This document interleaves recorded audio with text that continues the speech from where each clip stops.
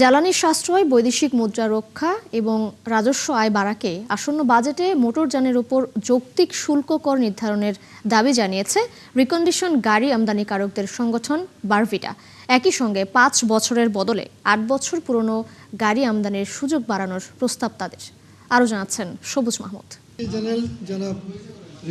জ্বালানি সাশ্রয়ী ও পরিবেশ বান্ধব যানবাহনের ব্যবহার বাড়াতে এবং বৈদেশিক মুদ্রা সাশ্রয়ে বাজেটে নীতিগত সহায়তা চায় Bangladesh recondition vehicles importers and dealers association বারভিটা।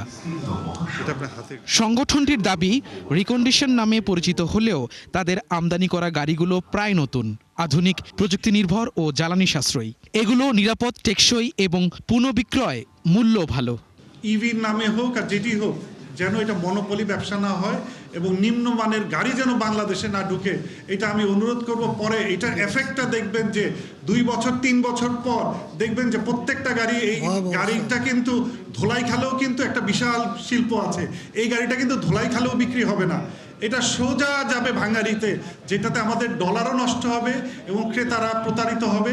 বর্তমান নীতিমালায় সর্বোচ্চ 5 বছর পুরনো গাড়ি আমদানির সুযোগ রয়েছে, তবে বারভিটার দাবি এই সীমা বাড়িয়ে 8 বছর করা উচিত।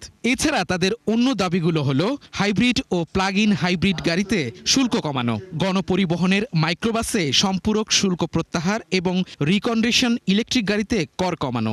এর মাধ্যমে দেশের ভোক্তা শ্রেণী উপকৃত হবে, সরকারের রাজস্ব বৃদ্ধি পাবে। কিভাবে বৃদ্ধি পাবে? যেমন ধরুন, এখন মূল্য বৃদ্ধি পাওয়াতে আমাদের গাড়ির ব্যবহার কমে গিয়েছে।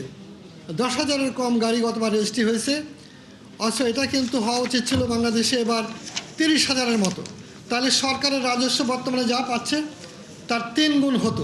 বারভিটার দাবি, প্রস্তাবিত সুবিধা দিলে গাড়ির দাম কমে মধ্যবিত্তের নাগালে আসবে, পাশাপাশি জ্বালানি ব্যয় কমবে, সাশ্রয় হবে বৈদেশিক মুদ্রা, সেই সাথে বাড়বে রাজস্ব আয়।